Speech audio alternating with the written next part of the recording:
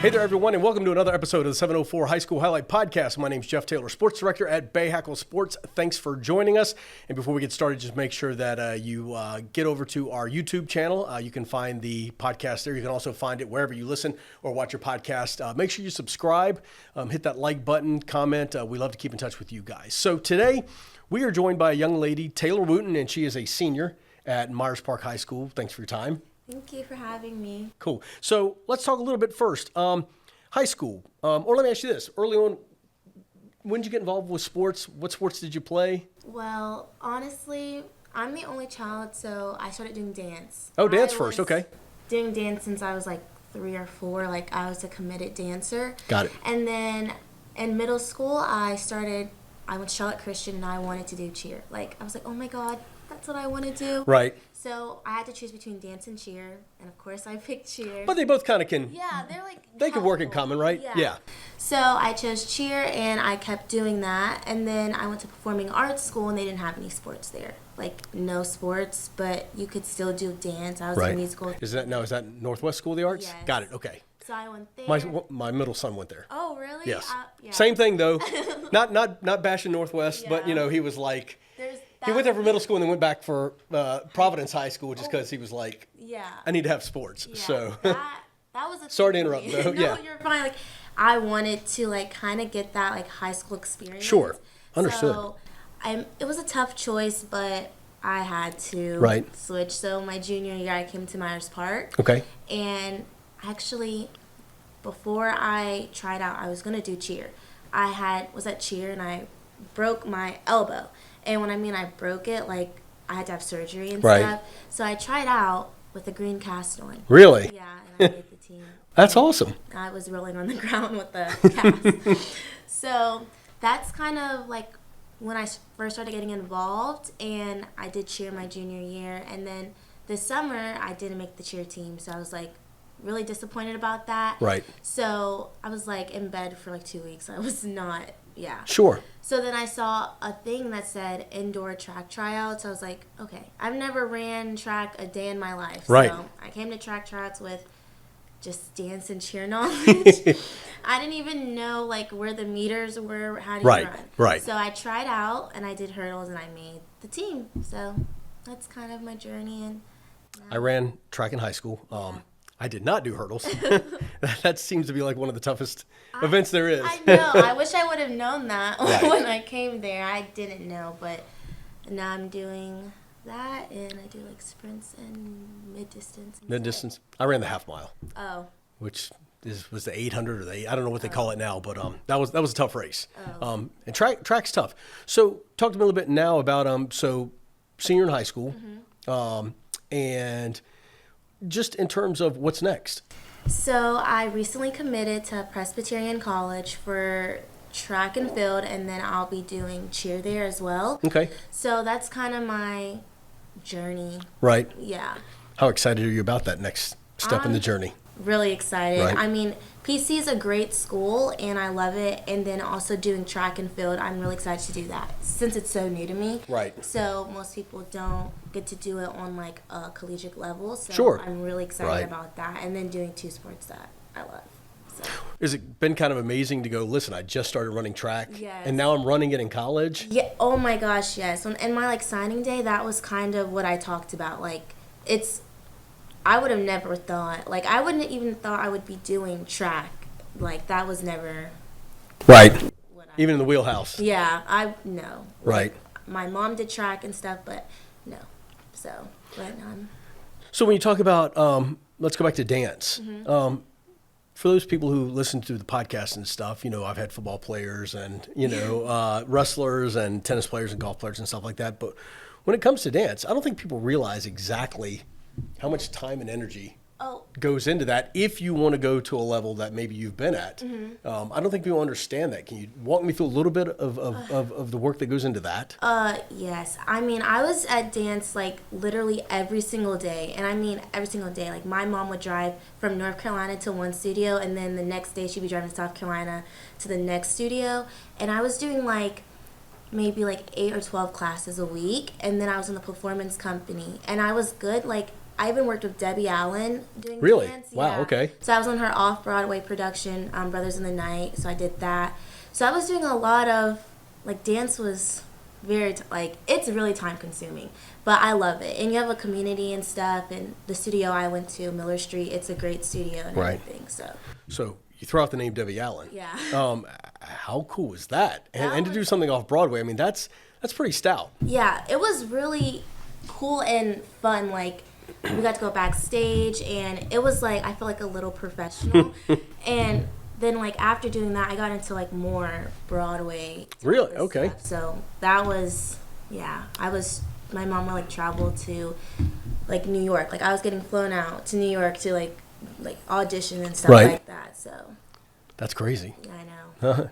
And people don't understand that's not easy. That's tough. So same thing along with cheerleading, though. Same route with cheerleading. I mean, to be that good at cheerleading, the same amount of work. It was a lot of work. I mean, because it was kind of coming from not like I was never a person who was like been doing cheer forever. It was just dance. Right. So over the summer, I was literally at Charlotte All Stars.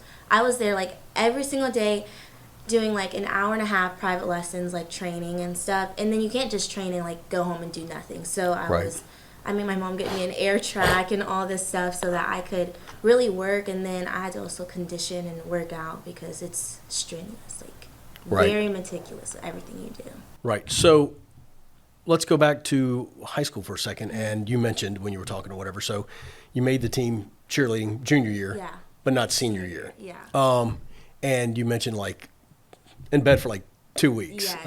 And I think at some point, everybody in our life, we've been in that spot or whatever. What was that like? Because that's really why I wanted to have you on. Let's just talk some about, the mental health. We get, I don't care who you are and what you've been through in life. Sometimes everybody gets down that rabbit hole. What was that like for that 2 weeks? It was, oh my gosh. I remember like that. The day before I even found out I didn't make it, my friend had called me and she was crying because she was like, oh my gosh, I don't think I made the team. And I'm like, why don't you think you made the team? Because now I'm right now. So she's like, because one of my friends just called me that the coach called her and they offered her a JV position. Right. And but she had like back tugs, back handsprings, so she didn't make varsity.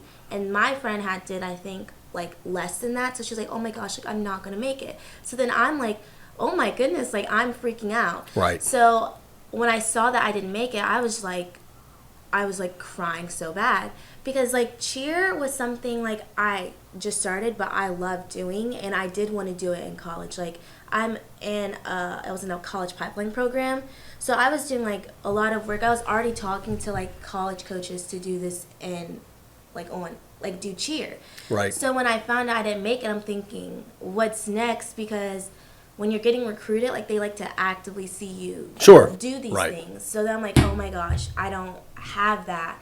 So then I'm in bed. I'm like, my mom, my family, they're like, Taylor, it's okay. You'll be okay. I'm like, no, like I don't even think I was like in bed. Like I was depressed. I didn't even eat. Like I was just sad. And it was a gut punch. Yeah, I was really like sad about it because that same day we're supposed to take senior banner pictures. I'm like, oh my gosh, like not gonna. Oh my gosh, like now I have like nothing, and it felt like the end of the world. So I was like, okay, and then it was like I don't know, like it's hard to like talk about it, but it was like that was something I did and I love. And now it's like I feel like it was being taken away from me. So I was depressed, and my parents like they were worried. My mom was worried. She's like, "Oh my gosh, like what are we gonna do?" Everyone trying to encourage me, but it was like I didn't even want to hear that. Like it was just like I wanted to do cheer. Right. And yeah, So do you recall like in that time that there was a moment that either a light came on or I'm getting at, that something just said, okay, this has got to change? Was there a specific moment? Can you take me back to that maybe at all? Yes. The specific moment I think was, honestly, it was after I went to the first game at Memorial Stadium. And I went to go support my friends. Right. So I was there. I was supporting them because even though, that was a kickoff weekend, right, for football? Yeah. Got it, okay. So I'm like, I'm there supporting them. And it kind of hit me. I'm like, okay, Taylor, like this, you're not just going to sit here and like mope. Yeah. So I was supporting them, but I was still like, oh, I want to be cheering. Hurting on the inside, yeah. So I was like, I'm getting back to my private lessons. I was like, I started working out like every day. I think that was the moment when I saw like everyone out there. I was like, okay, I may not be out there, but I can still be putting in the work. So I scheduled I scheduled all my private lessons like a month in advance. I was even having people like come out to my house to work with me. I was working out. I was getting up running. That was the light switch that game. Like I realized I can't just, because I'm going to have to find something else to still pursue my dream. And if it's not going to be cheering at the school, then I'm going to have to work 10 times harder to kind of get myself out there. So I was going to clinics and stuff like that. Right. So how much did track help in terms of, what I'm getting at, in terms of maybe helping you along the way? How did that help you out? I think the community. Sure. Like doing we have track and then we have like little groups, and then I'm in the hurdle group. And when I mean our hurdle group, we're so close. Like we are so close. Like I had them over for Valentine's. Like that really helped me. Also, I know cheer can be toxic. I know it's talked about a lot. The community, it's toxic, but we love it. But having track, it was kind of like a fresh start. Right. I have like new coaches. Right. I'm meeting new people. That Myers Park is super big, so now I'm connecting with more people. And then like when you do meets, you meet more people. So it's nice to just like kind of. Also, I love trying new things. Sure, right, of course. And then excelling at it. I like to be good at it. Right. So track helped me kind of put myself back out there and meet new people. Also, it kind of had I like goals and I like completing goals. So I was like, okay, when I went to track, like there are people way better than me. So I'm like, okay, I want to master this. I want to do this. Because I was on baby hurdles for like 2 months. Like they have the small yellow hurdles. I wasn't even on the big ones. I'm like, okay, I had goals. I knew what I was going to do. So track really helped me. Also helped me in cheer because it made me stronger. Because the workouts are crazy. Sure, yeah. Oh, no. Yeah. Oh, my gosh. Like, my core was shaking a lot. Right. But it helped me just also kind of prepare myself. Because, track is way different. It's way different than cheer, even the coaching style. Right. So, because it's two different sports. But it helped me a lot. Like, mentally and also physically, I pushed myself. Like with cheer, you can kind of you have to push yourself, but you can slack off a little bit, but you can come back. With track, it's like, you can't just stop. You build every day, right. Yeah. You can't just stop. Like if you're one day off, then you have to work. Like I missed I think 2 days I was sick. I had to come back and I had 150 repeats. I'm like, oh my gosh. That was hard. But track helped me, and my coach is definitely my coach Crawford.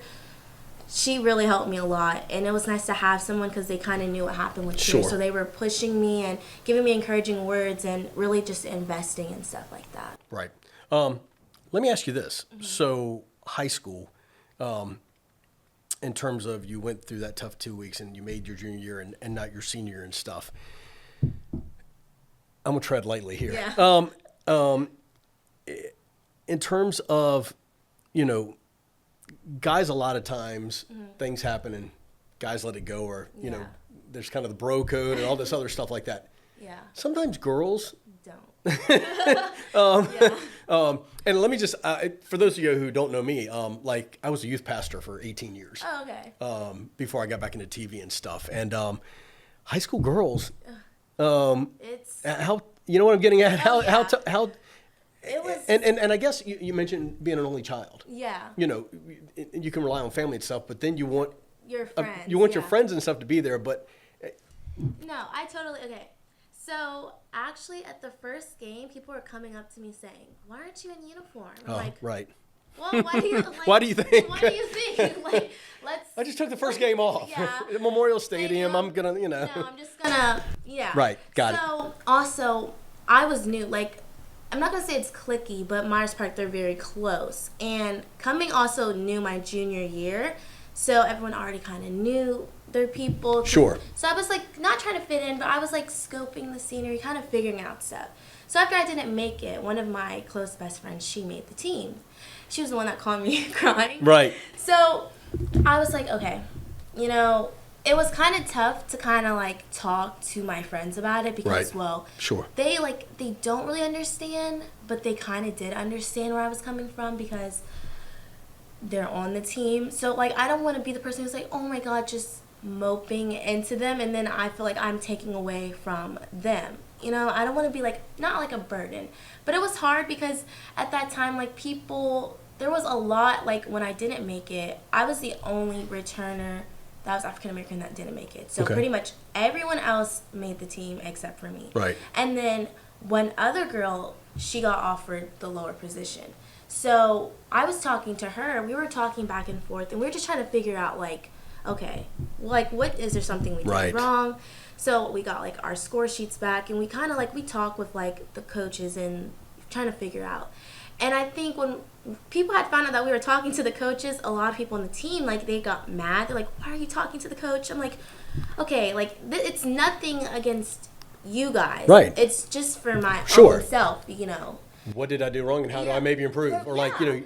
And I was talking to the judges, and like, even the judges like, oh no, like, you didn't do anything wrong. So there's like, oh my gosh, like, I'm just trying to figure it out. And a lot of girls, they were really upset, not just at me, but at other girls who were just trying to figure out, like, okay, what can we improve on? What can we do better? So, like, also going that, like, in the beginning of the school year, it was tough because it wasn't like I was targeting them. I just wanted to figure out what, like, where did I miss the spot at? Right. You know, trying to, like, the gray area. So it was really tough. Like, girls are already tough, but then, like, it was 10 times tougher, especially those are your friends and stuff like that. But track helped me, like, you know, I didn't grow apart from them, but like we weren't as close because, you know, we're bonding like cheer. Like we would go to like privates and do all that stuff together. Now it's like, okay, we don't have that. It's like a disconnect. Right. A little. So when you didn't make the team your senior year, I have 3 boys, and you know, I know how tough high school can be. Yeah. Was it a blessing in disguise a little bit? In terms of, because for me, you know, senior year is crazy as it is. Yeah. I mean, am I going to school? Am I not going to school? Yeah. You know, I'm still trying to, you know, get through everything. Yeah. Was that kind of a strength builder maybe for that? And even no. going forward, not even high school, but as you know, hit your first year of college and stuff, how crazy that can be sometimes. Yes. Did that, you know, have you looked at it kind of like a blessing in disguise? Yes, it was. And I know, like, looking back, I didn't think it was, but now it kind of, mentally, it built, like, I'm prepared now. Right. Like, I feel like everyone has to face adversity some point in their life, and it also makes you resilient. So now, going into college and stuff like that, I'm more, I don't know, I feel like mentally I'm there, it helped me.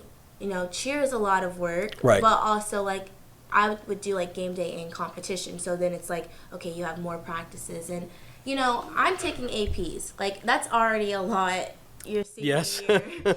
Just a little bit. It's like, so I'm taking APs and I'm doing extra work. So it kind of helped me to just kind of take time to focus on school. That was a big part because, you know, at the end of the day, I still have to go to college. Right. Sure, yeah. You know, you're a student first before an athlete.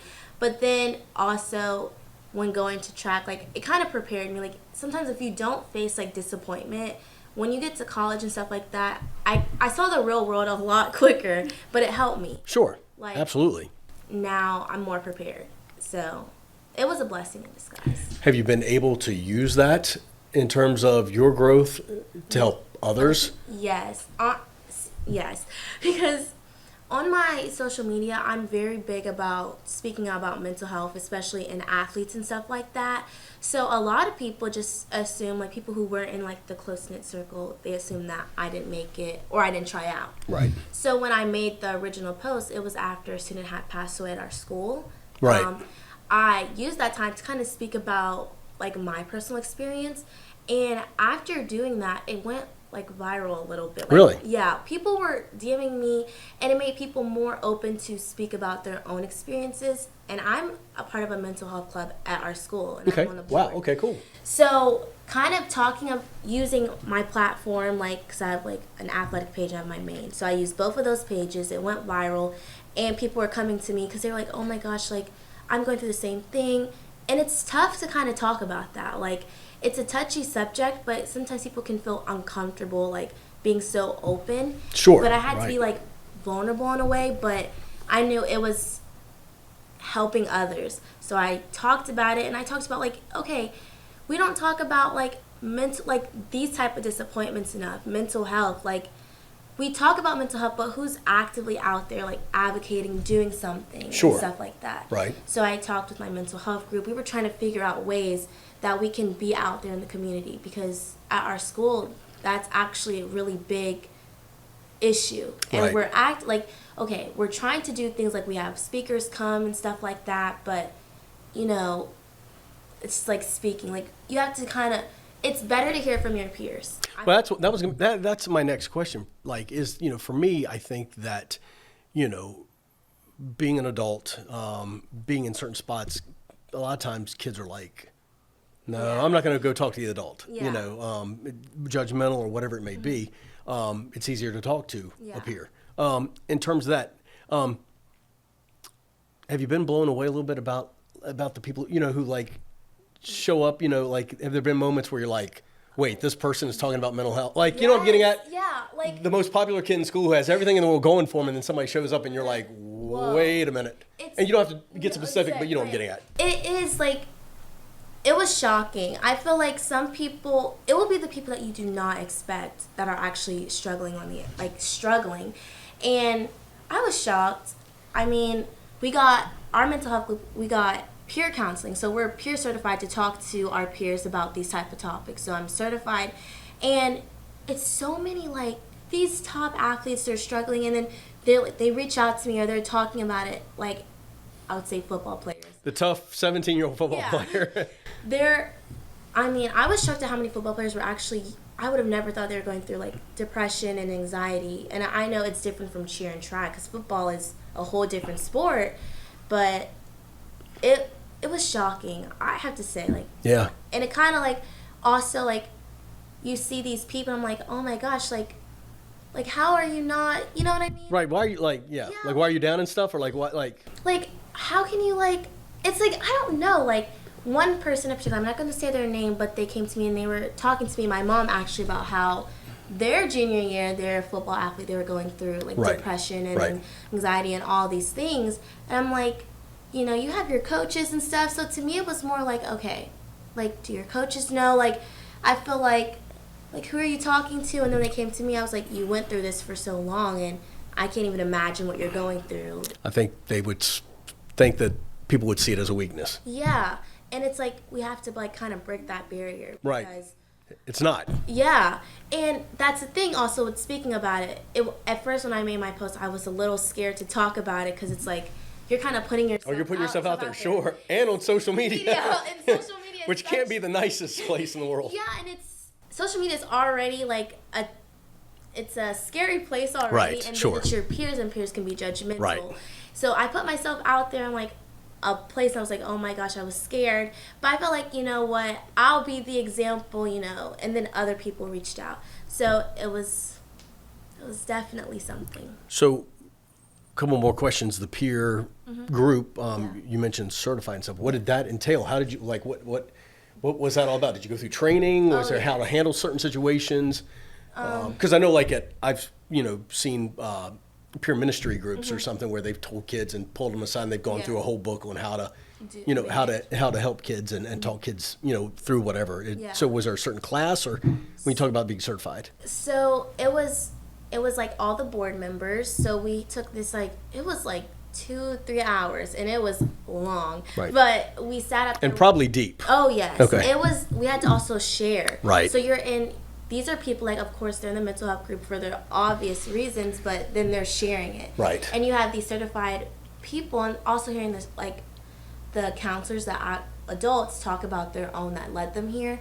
It was, I left that day feeling like, that room feeling I was very touched. Right. It was long, like, we had to take quizzes, we had to talk, we had to, like... Did you have to do role playing and stuff? Yeah, and, like, identify, or finding ways, okay, you don't want to trigger this person by saying that. Right. Or coming, if you notice these signs, how to go to that person, and where they can feel comfortable sharing and stuff like that. And the other steps. Like, it was long, but it helped me, because I can bring that with me to college, and you know, I can help other people and also teach them and stuff. So final question for the person out there that is kind of walking that fine line between kind of like, I'm good, I'm not good, you know, maybe I'm depressed, maybe I'm not. Yeah. What would you say to them? Okay. I would say to them, okay, there's this Bible verse, Philippians 4:13.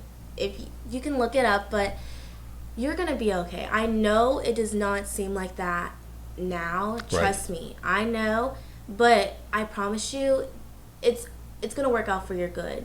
And don't get discouraged. I know like football like offers and stuff like that and other sports offers. Sometimes you have to advocate for yourself, you know. Right. So if you're like worried, you have to do the research. Look on the internet. There's recruitment forms. Right. Keep working out.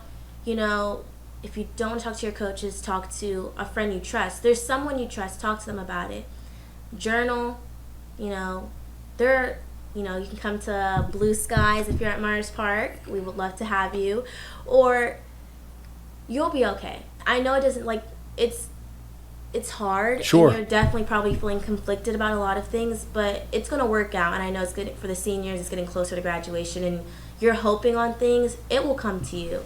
And it may not be like in the way that you think it's going to be or what you want it to be, but you never know where it could lead to. I'm saying that in like a cryptic way, but you'll be okay. And yeah. I thought I had one more question about it. I'll throw one more at you because you mentioned it, and I know a lot of people who do. If you can't talk to anybody, how important is the journaling?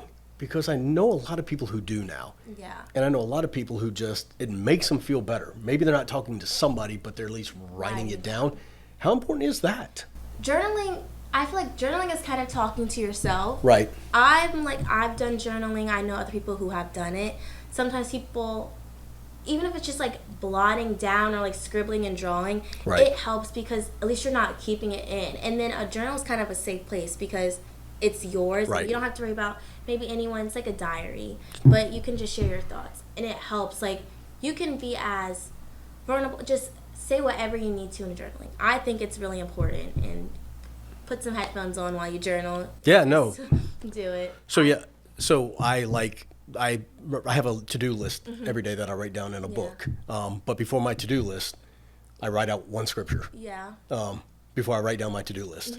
And that kind of Helps. sets the tone for the day. Yeah. So it's a cool thing to do. Taylor, It was really nice. thanks for your time. Thanks for your story. Thanks for all you've done. I know you're going to go far in life. We appreciate you. I know. Cool. Awesome. Well, listen, hey, thanks for checking in at the 704 High School Highlight Podcast. Like I said, check us out wherever you listen or watch your podcast. Until next time, have a great week.